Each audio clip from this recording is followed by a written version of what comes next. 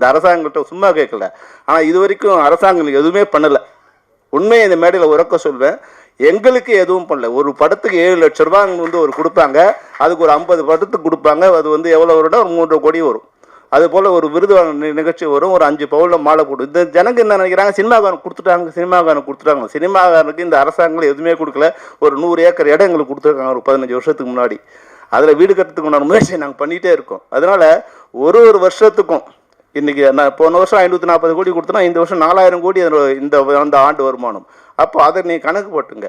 அப்போ நீங்கள் எங்களுக்கு பண்ண போகிற செலவு ஒரு 100 கோடியிலேருந்து 150 கோடி பண்ணிங்கன்னா அதுவே மிகப்பெரிய விஷயமா இருக்கும். இன்னொரு அளவுகோல் நீங்கள் எடுத்துக்கலாம்.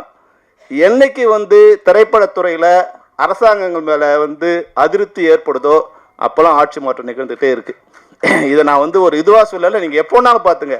எங்களால் வெளியே சொல்ல முடியாது, ஆனால் எங்கள் மனசு குமிரிட்டே இருக்கும்.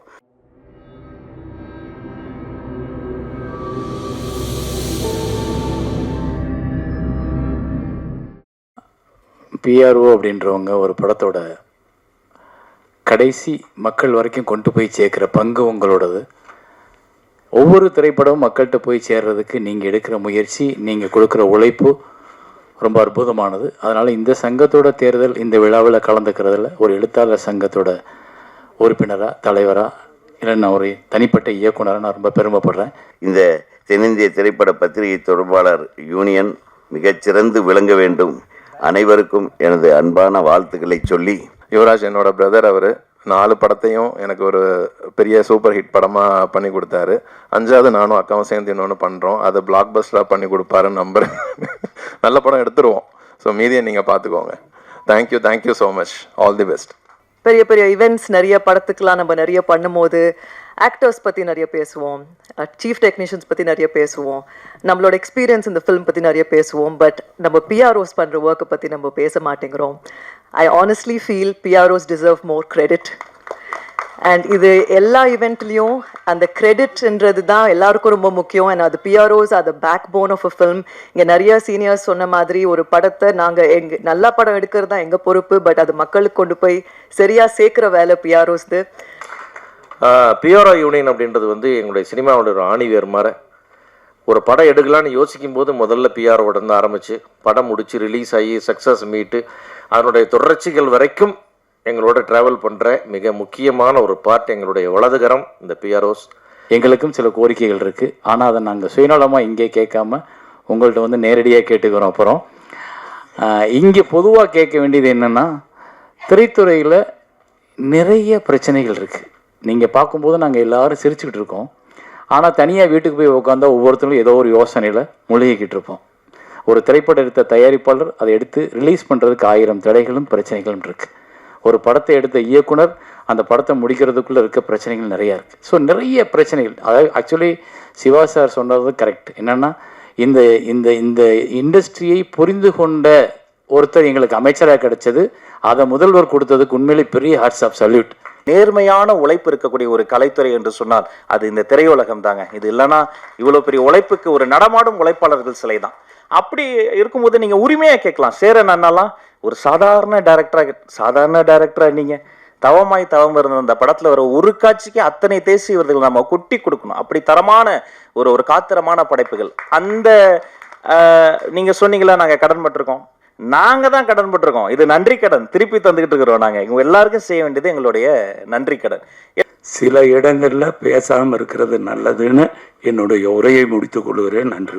2015 22 வரைக்கும் இப்போ சிறு படங்களுக்கு மானியம் அது வழங்கவே இல்லை. கிட்டத்தட்ட 10 வருஷமாக வழங்கல. நாங்கள் கோரிக்கையாக கொடுத்துருக்கோம். அந்த கோரிக்கையை நிறைவேற்றுவார்னு சொல்லி ஒரு பணிவான வேண்டுகோளை கேட்டுக்கிறேன். எல்லாம் ஃபஸ்ட்டு மீட்டிங்லேயே எல்லாம் முடிஞ்ச போது திரும்ப கூப்பிட்டார், ராஜ் அப்படின்னாரு. அப்படியே ஓடி போய் சொல்லுங்க சார் அப்படிங்கும்போது அந்த முதல்ல அவர் சொன்ன விஷயமே இந்த மானியமுக்காக காத்திருக்கலப்பா, சின்ன சின்ன படங்கள்லாம் அது ஏன் பெண்டிங்கில் இருக்குது. முதல்ல நல்ல படைப்புகள், அந்த குட்டி குட்டி படங்கள்றாங்க பாருங்க, எதெல்லாம் பெண்டிங் இருக்கோ அரசு சார்பில் அத்தனை படங்களும் மானியத்தை கொடுத்துருங்க, அவங்க அது டிசர்வ் இட் என்று சொன்ன ஒரு மாண்புமிகு முதல்வருக்கு இந்த நேரத்தில் நாங்கள் நன்றியும் இதன் மூலமாக நான் தெரிவித்துக் கொள்கிறேன். நானும் எத்தனையோ முதல்வர்களை பார்த்துட்டேன், போய் பார்த்துருக்குறோம், க்யூவில் நின்று பார்த்துருக்கோம், பார்க்க முடியாமையும் வந்திருக்கோம். ஆனால் திரு ஜோசப் விஜய் அவர்களை பார்க்கும்போது எனக்கு முதல்வராக பார்க்கும்போது என்னால் பேச முடியல. கண்ணே நான் உன்னை என்னன்னு கூப்பிடுறது அப்படின்னு. உண்மையிலுமே நான் உன்னை என்ன முதல்வர்னு கூப்பிடுறதா, ஐயான்னு கூப்பிடுறதா? அவர் இளம் வயதினராக இருக்கும்போது வந்து எனக்கு தெரியும் என்ன கண்ணே கூப்பிடுறது அப்படின்னு. இப்போ சொன்னீங்க பாரு கண்ணேன்னு, அப்படி தானே நான் உங்கள் கண்ணு தானே, என்னை கண்ணனே கூப்பிடுங்கன்னு சொன்ன ஒரே முதல்வர் இன்றைய எளிமையான நமது முதல்வர். உண்மையிலுமே நான் அப்படியே கண் கலங்கிட்டேன். யாருங்க அப்படி சொல்லுவான்? எல்லாரும் கேட்டாங்க, என்னங்க அதிமுக விட்டு இங்கே வந்துட்டீங்கன்னாங்க. எங்கள் குடும்பத்துக்கு வந்திருக்கிறேன்னு சொன்னேன், அவ்வளோதான். இல்லை, நான் எப்பயுமே சாப்பிட ரொம்ப டேஸ்ட்டாக இருக்குன்னு சொல்லிட்டு நண்பரோட போய் அப்போ அந்த பிளாட்ஃபார்ம் வசிக்கிறதுல 10 வருஷம் பார்த்துட்டே இருக்கேன். அவர் சொன்னார், என்னண்ணே தாவேக்கால் இணைஞ்சிட்டிங்களாமே அப்படின்னு. அரசியல் பேச நினைக்காதீங்க, ஒரு ஈவனுக்காக சொல்கிறேன். அது வந்து உங்களுக்கு தான் நான் இணைஞ்சதாக தெரியும். நான் விஜய் சார் நானும் 30 வருஷம் நண்பர்கள். குஷி படத்தில் நான் அசோசியேட் இருக்கும்போது அப்படின்னு. அப்படியாண்ணே நானும் இணைஞ்சிட்டேன் அப்படின்னாரு. என்ன இணைன்னு இணைஞ்சிங்களா? இல்லைண்ணே, கடந்த ஆட்சியில் கவுன்சிலருக்கு 500 ரூபா, போலீஸுக்கு 500 ரூபா, டெய்லி 1000 ரூபா கொடுத்து மாதம் 30,000 ரூபா கப்பம் கட்டிட்டு இருந்தேன். என்னைக்கு விஜய் சார் ஆட்சிக்கு வந்தாரோ இன்ன வரைக்கும் மாதம் மாதம் எனக்கு 30,000 மிச்சம் ஆகிட்டு இருக்கு அப்படின்னாரு. அவ்வளோ சிறப்பாக இந்த ஆட்சி போகுது. இன்றைக்கு கூட ஒரு படப்பிடிப்பில் கலந்துக்கிட்டு தான் அங்கேருந்து நேரம் அங்கே வரேன். ஷூட்டிங் ஒரு பப்ளிக் பிளேஸில் நடக்குது. முன்னாடியெல்லாம் ஒரு போலீஸ் வண்டி வரும், அதுக்கு கொடுக்கணும். அப்புறம் டிராஃபிக் வண்டி வரும், அதுக்கு கொடுக்கணும். பெட்ரோல் வண்டி வரும், அது கொடுக்கணும். இன்றைக்கு ஷூட்டிங் ஸ்பாட்டில் நான் இருந்தேன். 3 வண்டி வந்தது, நின்னாங்க, பார்த்தாங்க, போயிட்டாங்க. ப்ரொடக்ஷன் யாராவது போய் இல்லை சும்மா பார்க்க வந்தேன், நீங்கள் போங்க, நீங்கள் ஒருத்தர் கூடங்க ஒரு டிஸ்டர்பன்ஸ் பண்ணல. இந்த ஏரியாவுக்கு நான் வந்திருக்கேன், நான் தான் இந்த ஏரியாவுக்கு வஸ்தாது, நம்ம பேட்டையில் எடுக்கிறீங்க, நம்ம இதில் எடுக்கிறீங்க, அதெல்லாம் எதுவுமே இல்லை. இதெல்லாம் நடந்துக்கிட்டே இருக்குது. சர்ன்னு 2 வண்டி வந்து நிற்குது. அந்த ஏரியா எம்எல்ஏ, தமிழக வெற்றி கழகத்தினுடைய எம்எல்ஏ செந்தில்குமார் வந்து இறங்குறாரு. ஷூட்டிங் நம்ம ப்ரொடக்ஷன் மேனேஜரை கூப்பிட்டாரு. எங்கள் தொகுதியில் வந்து நீங்கள் படம் எடுக்கிறீங்க, ரொம்ப மகிழ்ச்சி, அடிக்கடி வரணும், எந்த தொந்தரவு வந்தாலும் என்னையா தம்பியை அசிஸ்டண்ட்டை கான்டாக்ட் பண்ணி நம்பர் கொடுத்துட்டு யாருக்கு 5 பைசா பணம் கொடுத்துறாதீங்க, இது எங்கள் முதல்வருடைய உத்தரவுன்னு அவர் சொல்லிட்டு அவர் வண்டியை எடுத்து போயிட்டு என்ன இப்படி ஒரு எம்எல்ஏவா, என்ன நடக்குது நம்ம ஊரில்? இப்படி எல்லாமே எங்களுக்கு வந்து பிரமிப்பாகவே நடந்து கொண்டிருக்கு. அடிக்கடி கிள்ளி பார்த்துக்க வேண்டியிருக்குது, கனவா நனவான்னு. அந்த அளவுக்கு ஒரு அற்புதமான ஆட்சியை கொடுத்து கொண்டிருக்கிற நம்முடைய முதல்வரோட ஆட்சியில் இருக்கிற நம்முடைய ராஜ்மோகன் சாருக்கு மிக்க நன்றி. சிவா சார் சொன்னாங்க, இந்த போலீஸில் எங்கேயுமே பெர்மிஷன் பிரச்சனை இல்லை, யாரும் வந்து காசு கேட்கறது இல்லை, எந்த தொல்லையும் இல்லைங்கன்னாரு. இதை நடிகனா நான் ஒரு 3 படத்தில் பார்த்துட்டேன், நானே சாட்சி. இப்படி ஒரு அற்புதமான ஆட்சியை மக்களுக்கு கொடுத்துட்டு இருக்கீங்க சார். 2 வருஷத்தில் ஒரு கட்சி ஆரம்பித்து அது ஆட்சியை பிடித்த ஒரு சரித்திரத்தை உருவாக்கி மக்களிடத்திலே இப்படி ஒரு பேர். கோயம்புத்தூர்லேருந்து ஒருத்தர் ஃபோன் பண்ணுறாரு, பிரதர் நம்ம வருஷம் வந்து ஸ்கூலுக்கு பணம் கட்டுவோம்ல மாமூல், அது இல்லை பிரதர், எனக்கு ஃபோன் வருது, வீட்டுக்கு வருது ஃபோனு, நீங்கள் வந்து பர்மிஷன் உங்களுக்கு ரெடி, வந்து வாங்கிட்டு போங்கன்னு. அந்த மாதிரி துறைக்கு ஒரு அமைச்சர் நமது துறையிலிருந்து வந்திருக்கிறாருன்னா ராஜ்மோகன் அவர்களுக்கு வாழ்த்துகள். ஏன்னா படிக்கிற குழந்தைங்க படிக்கிற ஒரு பள்ளிக்கூடத்துக்கு லஞ்சம் வாங்குகிற கவர்மெண்ட் உலகத்தில் இருந்திருக்குன்னா அதுக்காக நம்ம வெக்கப்படணுமே தவிர, இன்றைக்கி அந்த நிலைமை மாறி ஒரு இண்டஸ்ட்ரியலிஸ்ட்டு ஃபோன் பண்ணுறான், ஒரு பில்டர் ஃபோன் பண்ணுறான், அண்ணே 5 பைசா செலவு இல்லாமல் எனக்கு பிளான் ஓகே ஆகிடுச்சுண்ணே. எப்பேற்பட்ட விஷயம், உண்மை இது சார். எங்களுடைய கோரிக்கை ஒன்று தான் சார். வருடம் விருதில் வந்து 7 வருடம் 8 வருடம் சேர்த்து கொடுக்கப்படுது.